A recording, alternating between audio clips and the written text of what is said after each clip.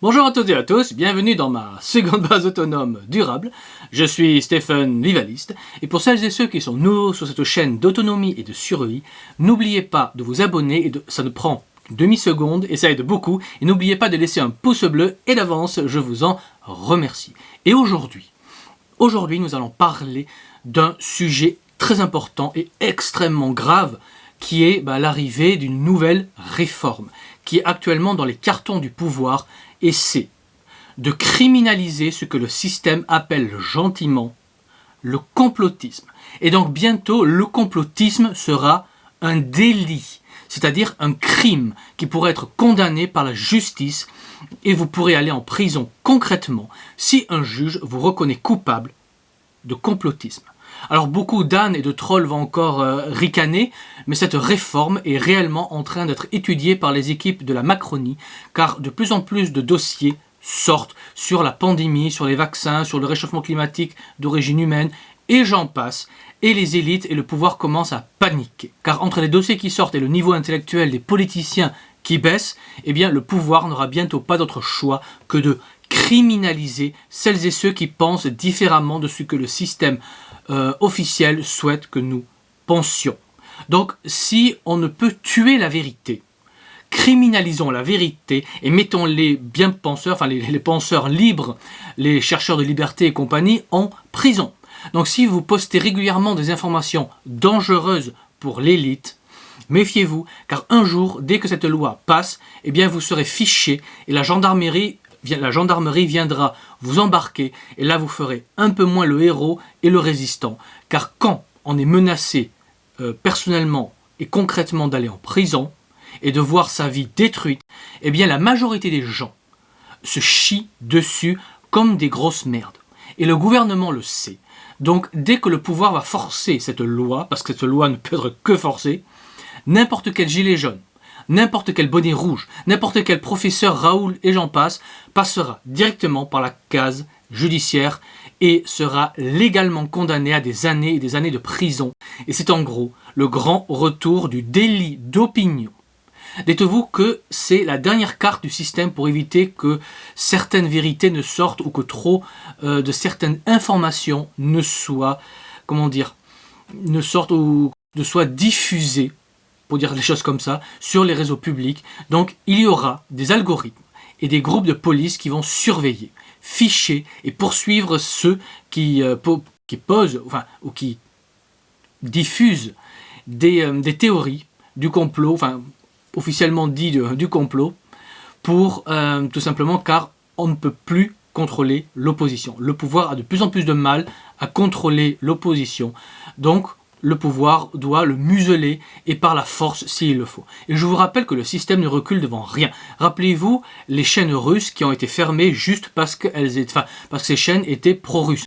Alors qu'aucun juge n'a condamné ces chaînes n'étaient pas dans l'illégalité et pourtant ils ont été fermés manu militariste, c'est-à-dire de force, tout comme les biens des Russes en Europe qui n'avaient rien à voir avec Poutine, qui ont vu leurs bateaux et autres biens confisqués sans un jugement de justice.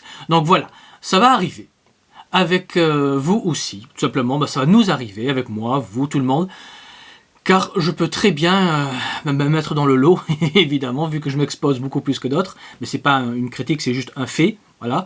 Et vous pouvez être sûr que dès que les premiers influenceurs seront jetés en prison, là je peux vous assurer que la grande masse va arrêter de relayer des informations jugées par le système comme douteuses ou comme des fake news.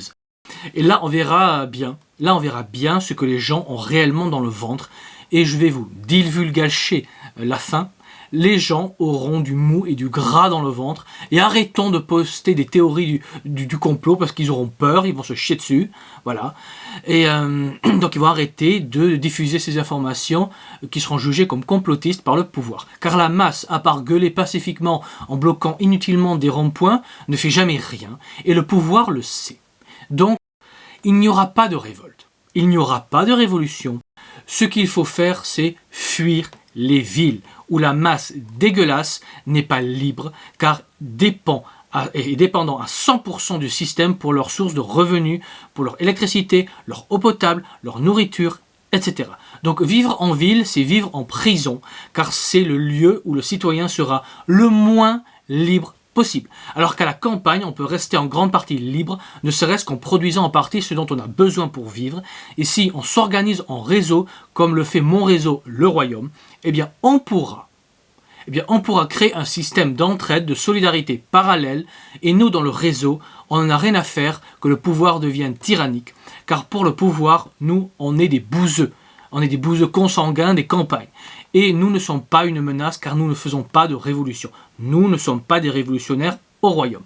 Tout ce qu'on veut, c'est qu'on nous foute la paix, pour parler vulgairement, et l'État va nous laisser tranquilles, car nous sommes d'une part pas une menace pour le pouvoir, alors que les embourgeoisés des villes, qui n'auront bientôt plus rien à perdre, et qui sentiront la perte de liberté, physiquement, disons-le, eux seront des révolutionnaires potentiels, parce qu'ils auront l'esprit romantique, ou ils en ont simplement marre de s'en prendre plein la figure, et là l'État va les frapper très durement, parce que eux vont mener des actions révolutionnaires. Alors que nous, dans mon réseau à la campagne, on a des systèmes parallèles et on a de quoi contourner certaines restrictions et durcissements, car nous, on peut aller à la ferme du voisin, faire le cochon et parler en toute liberté, car aucun policier ne va aller chez Dédé, qui fait le cochon avec les copains, pour écouter ce qu'ils disent. Alors qu'en ville, les cafés seront écoutés et sûrement surveillés. Donc là où je veux en venir est que la tyrannie se ressentira fortement dans les villes et les campagnes que le pouvoir méprise profondément sera largement épargné. Mais pourquoi est-ce que j'en parle? C'est parce que nombre de citadins écoutent mes vidéos et nombre d'entre eux pensent que c'est facile d'aller vivre à la campagne si la dictature se durcit. Dites-vous que les citadins croient sérieusement que les campagnards vont les accueillir à bras ouverts, mais vous rêvez les mecs. Vous rêvez, car les campagnards vous détestent. Et les campagnards en ont rien à secouer de votre petite souffrance ou de votre perte de liberté. Passez-moi l'expression vulgaire, c'est horrible ce que je dis, j'en suis parfaitement conscient, mais c'est la vérité, et la vérité est souvent laide et horrible, et il faut la dire. Voilà. Et vous devez comprendre que ça fait des décennies que les citadins méprisent les campagnards, qu'ils se moquent de nous, qu'ils nous humilient. Et si vous ne me croyez pas, rappelez-moi un peu l'image du chasseur en ville. Comment décrivent les citadins les chasseurs des campagnes? Ah oui, c'est vrai. Comme des ivrognes illettrés, consanguins, chassant car trop cons pour être un homme civilisé ou étant obligés de tuer des bêtes parce qu'ils ne sont pas capables de faire jouir leurs femmes, passez-moi l'expression. Bref, en gros, que ce sont des barbares non civilisés. Et posez-vous la question, croyez-vous que les campagnards sont débiles? Croyez-vous qu'ils vont oublier, comme ça, des décennies d'humiliation et de mépris, tout ça parce que tout d'un coup, vous, les citadins, avaient besoin d'eux? Eh bien, vous savez, les campagnards ont la mémoire longue. Ils vont se venger en vous laissant crever comme des merdes, au bord de la route, dans la boue. Et ce n'est pas mon souhait personnel. Moi, je suis chrétien, donc je ne souhaite pas le mal ou le malheur des autres, mais malheureusement, le malheur va arriver. Les citadins sont détestés par les campagnards, donc quand vous voudrez fuir les villes, personne à la campagne ne vous acceptera. Les citadins essaieront de faire de la chialerie, de la victimisation, mais les campagnards en ont rien à faire de la victimisation. Ils vont se foutre de vous, puis ils vont lâcher les chiens contre vous. Et comme les citadins sont de gros pacifistes anti-armes, eh bien ils vont devoir fermer leur clapet et crever comme des merdes au bord du chemin, le visage dans la boue et la merde, dans la fange et la boue.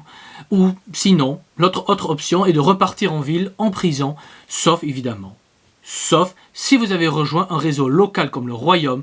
Là vous aurez une place au moment du collapse pour vous mettre à l'abri à la campagne, car vous serez sous ma protection, dans un réseau chrétien qui respecte la dignité humaine. Vous serez sous la protection du royaume et vous aurez un accès à la campagne. Mais cette protection a un prix. Et ça passe par un abonnement via ma page Patreon Stephen Vivaliste.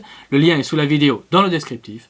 Mais si vous avez une maison à la campagne, donc si vous avez une maison à la campagne dans le Pays de la Loire, la Bretagne, la Normandie et les départements limitrophes, et que vous souhaitez rejoindre nos équipes, là, rejoindre le royaume est gratuit.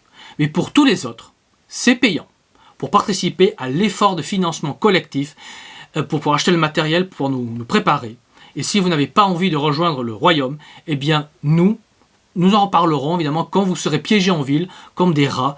Là, on verra si votre orgueil et votre fierté en valaient la peine. Mais ça, c'est à vous de voir. C'est à vous de voir quelles sont vos options, qui, à mon sens, sont extrêmement limitées. Et moi, j'ai le mérite. Moi, j'ai le mérite de vous offrir des options et solutions concrètes. Ce n'est pas parfait, et c'est payant, mais ces solutions existent. C'est le mérite qu'elles ont. Elles existent. Et dites-vous que ceux qui ont pris un abonnement pourront au moment du collapse venir se réfugier au sein du réseau. Ils seront accueillis comme un ou une des nôtres, et ils auront une place et un accès à des ressources et des services publics post-collapse qu'on mettra en place grâce aux efforts et cotisations de chacun. Donc en conclusion, commencez à fuir les villes. Sécurisez-vous un avenir. L'étau dictatorial se serre chaque jour un peu plus autour de votre cou, donc anticipez votre fuite vers les zones libres, vers la campagne, dans les réseaux sérieux comme le royaume, car dites-vous que si vous ne rejoignez pas un réseau sérieux comme le royaume, vous finirez dans un réseau qui va vous réduire à l'état de serre, malheureusement. Vous passerez comment dire les choses, vous finirez dans un réseau qui va vous réduire à un état d'esclave, ou de serviteurs non payés, malheureusement. Vous passerez vos journées à travailler la terre, à vous casser le dos, juste pour le gîte et le couvert. Et le gîte et le couvert ne sera pas un lait douillet, ce sera une couverture sur une place à moitié pourrie, sur un bout de foin, entre le poulailler et la porcherie, entre la pile de crottins et les courants d'air de la grange. Donc, dans des conditions, on va dire, complètement dégradées, et je ne m'en réjouis pas, et je n'exagère pas, vos critères de confort ne sont pas les critères de confort plus austère des campagnards. Car vous devez absolument réaliser qu'on n'est pas du tout une grande famille aimante et bisounours. Vous devez réaliser que le collapse sera extrêmement horrible pour vous. Donc protégez-vous en rejoignant le royaume. Et sur ces belles paroles, il ne me reste plus qu'à vous dire comme toujours, n'oubliez pas qu'un homme averti en vaut 2, mais qu'un homme préparé en vaut 4. Donc préparez-vous, anticipez, et je vous dis à la prochaine fois. Allez, ciao!